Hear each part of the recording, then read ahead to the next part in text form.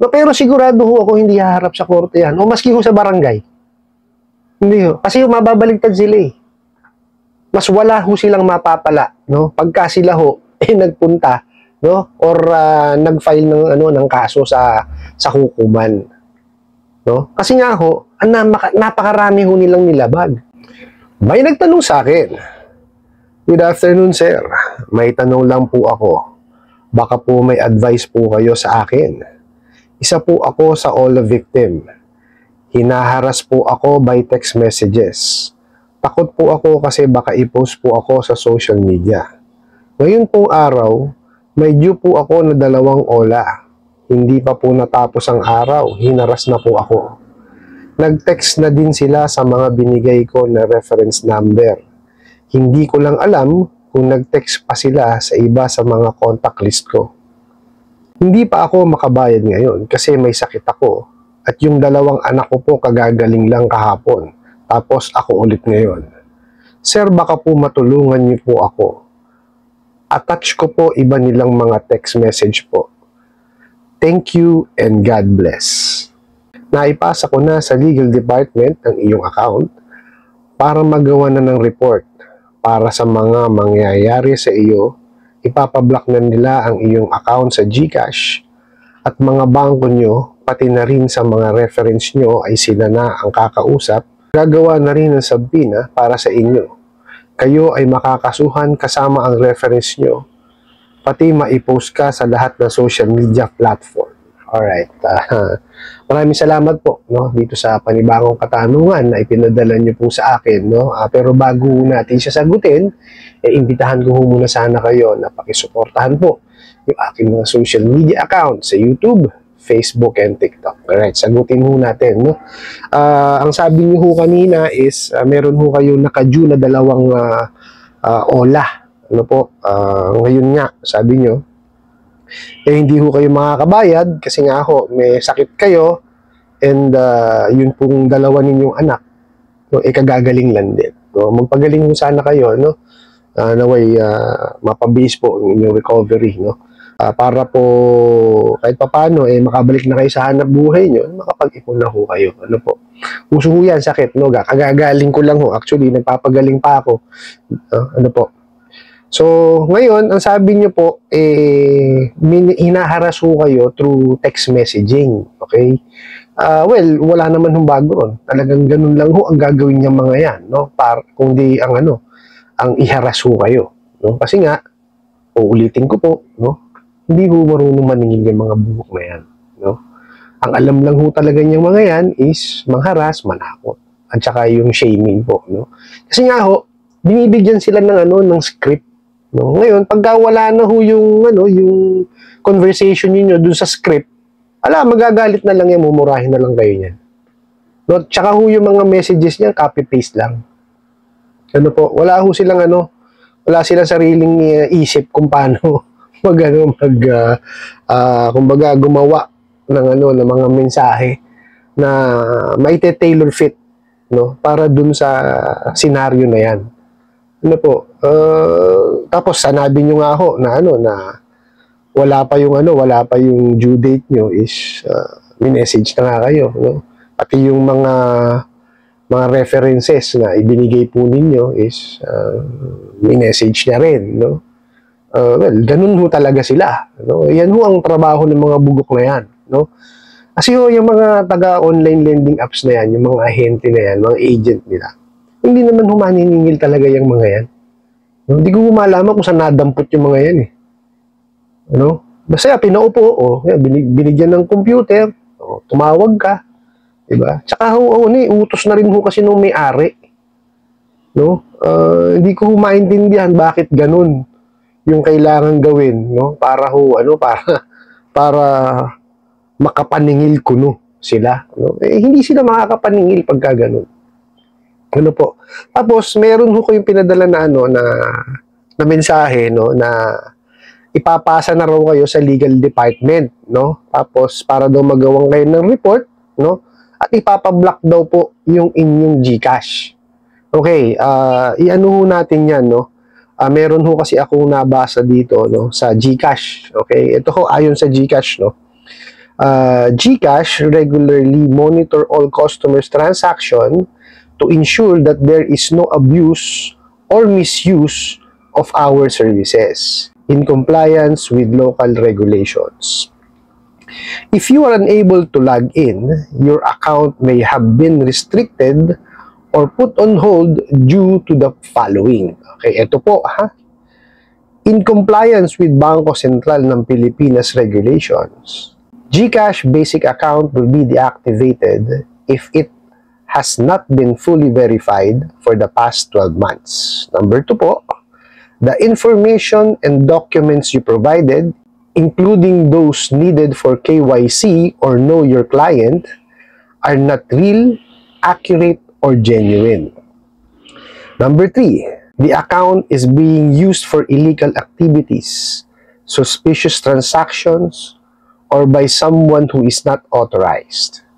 Number 4, GCash has received a directive from a government agency, court, law, or regulation to limit your account. Or, number 5, GCash wallet is inactive. Wallets are considered inactive if there has been no financial activity or if the balance has been zero for at least 6 months since the last transaction.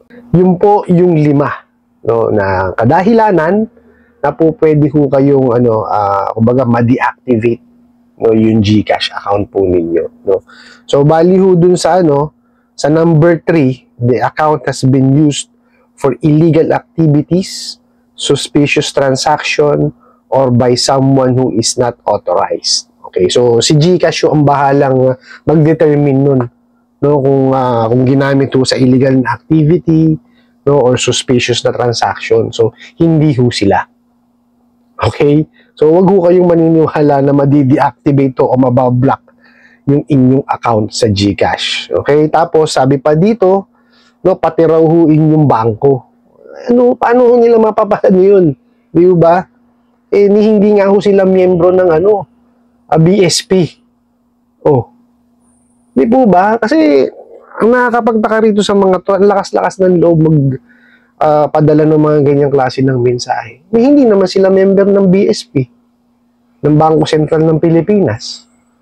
O di po ba? Tsaka bank account yun eh. O di ba? Bakit po, di ba? Wala ho silang ron, wala silang say or wala silang pakialam doon. Di ba? Bank account nyo yun eh. Di ba? Pagka binigay nyo yung bank account nyo sa kanila, makakapagbigay lang sila ng makakapag-deposit sila ng pera doon. Pero more than that, wala na silang po pwedeng magawa doon. O, di po ba? Hindi ko sila po pwedeng mag-withdraw gamit yung bank account nyo. Kasi matindi ang verification sa bangko. Hindi ko kayo basta-basta makapag-withdraw.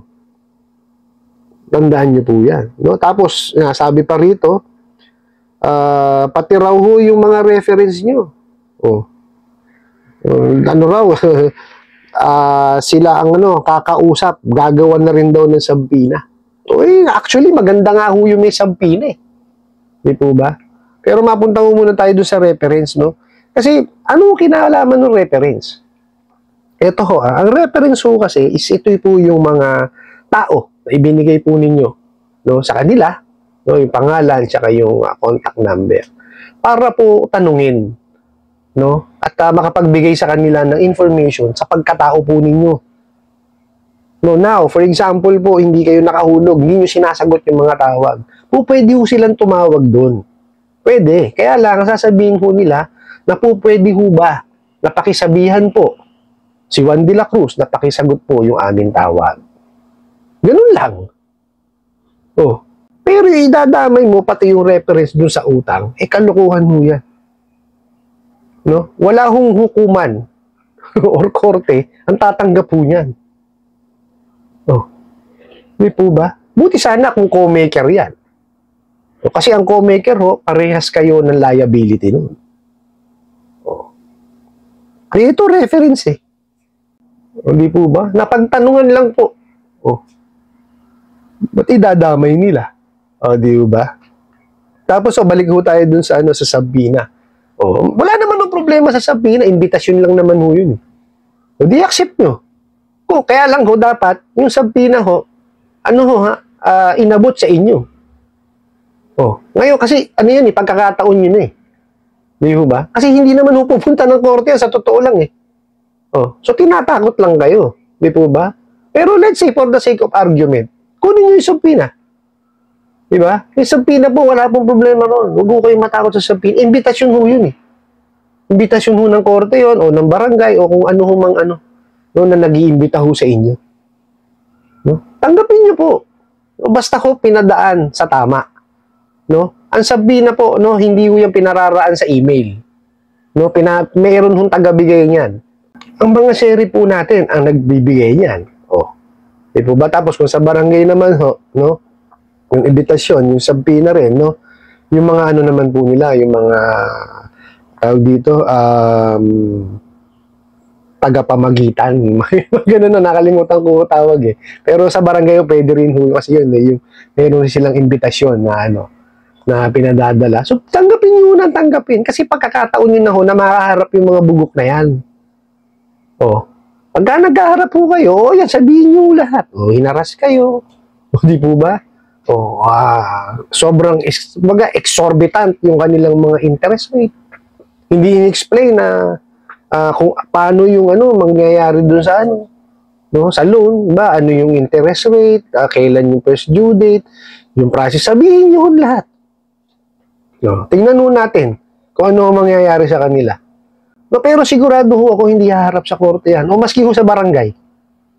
Hindi ho. Kasi mababaligtad sila Mas wala ho silang mapapala. Pagka sila nagpunta or nag-file ng kaso sa hukuman. Kasi nga napakarami ho nilang nilabag. Yun lang Privacy Act natin. Tapos, yung the Truth in Lending Act, hindi yun nila dinidiscuss yan. Tapos, yung ceiling on interest rate, yung Prohibition on Unfair Debt Collection Practices, tsaka po yung ating Consumer Act of the Philippines. Yan. 5 po yun, nakita nyo. Yun po yung mga nilabag nila. So, saan sila pupunta? Di ba? Sa kung dadamputin yan, pagkahuyan, nagpunta sa korte. Di ba? Wala ho silang mahihita doon. Sila lang ang mababaligtad. Kaya kayo, ang gawin nyo po is, pakalmahin nyo yan sarili po ninyo. Magpagaling ho kayo. Kasi importante na kahit na na gumaling ho kayo doon sa inyo nararamdaman na sakit. Para pag magaling na kayo, makabalik kayo doon sa hanap buhay po ninyo, makapag-provide kayo dun sa inyong pamilya ninyo at kayo makapag-ipon para makabayad kayo dun sa OLA po ninyo. Hindi ko kasi alam kung pang ilang beses nyo na siya sa OLA. Kagaya naalala nyo po, yung nakaraan ko pong video, kasi may mga may mga manonood po tayo na kumbaga paulit-ulit sila dun sa OLA. Ako, lagi kong sinasabi, kung sa unang beses hindi na maganda ang naging experience nyo sa OLA, at nabayaran nyo na, huwag na kayong umulit. Kasi pagka umulit kayo, parang tinatanggap nyo yung kumbaga, payag kayo na gawin nila sa inyo yung ganung panghaharas. Di po ba? Yung isang beses na nakaranas kayo, di po ba, tas nabayaran nyo na siya, okay na yun Di ba? Experience nyo na siya, alam nyo na hindi maganda, so tigilan nyo na po. Maghanap po kayo ng lending, financing, or bangko na makakapag-provide po sa inyo ng loan na naaayon po sa kakayanan po ninyo magbayad. Nandun na ako, napakabilis talagang magpahiram nitong mga online lending apps na to. Kaya lang talaga naman sasakit ang ulo ninyo. Mabilis din. Diba? Kasi dinidisregard nila lahat ng ng batas na dapat nakakasakop sa pagpapautang. Diba? Wala silang pakialam doon. Basta sila, bibigyan kitang pera. Ngayon, yung binigay ko sa'yo, bayaran mo. Kaya lang, paano mo nga babayaran hindi niya in-explain? Yan yung sinasabi ko. Sa first timer, walang problema, naiintindihan ko Diba? Na hindi mo alam na 7 days lang. Diba? Hindi mo alam na pag lumampas ka ron, ito gagawin sa'yo. Naintindihan ko yun. Pero kung yung, kumbaga, alam mo na pala na ganun ang ginagawa niyang mga yan at umuulit ka pa ng umuulit, tapos aangal ka, ay parang hindi naman ho yata tama yun. Di po ba? Kasi parang sinasang-ayunan mo kung ano man yung ginagawa nila. Di ba? Kasi yun yung ano na nila yun eh. Kumbaga, nakagis na nila yun eh. Di ba? Although merong mga online lending apps na nagbago na po, no? Marami na sila. No? Kaya lang itong lalo yung mga na-revoke, napakahirap pong supilin eh. Kasi unang-una ho, hindi matagpuan. O, pinuntahan ho yung opisina, yung registered sa SEC. Hindi ho doon nagano. Walang tao yung opisina. May existing yung opisina. May mga gamit. Kaya lang, walang tao. Kasi sinuhulihin nila ron. Di ba? O sabi ho ng mga gwardiya, naka-work from home daw yung mga empleyado. Di ba? Napakahirap pong anuhin. So, paano mo siya ngayon pupuksain? Although, sige, nandun na tayo, yung first step na revoke. After that, ang hirap hanapin eh. Nakita nyo last mong ng loob, nag-advertise pa. O, di po ba? Ganon kalalakas ang loob ng mga bugok na yan. O, paano natin pupuksain? Diba? Maski ho ang ating mga law enforcement agencies, nahihirapan silang hanapin. O, Securities and Exchange Commission, hirap na hirap po sila. Di po ba? Ina-actionan, pero paano nyo nga pupuksain yung hindi nyo makita? O, di ho ba?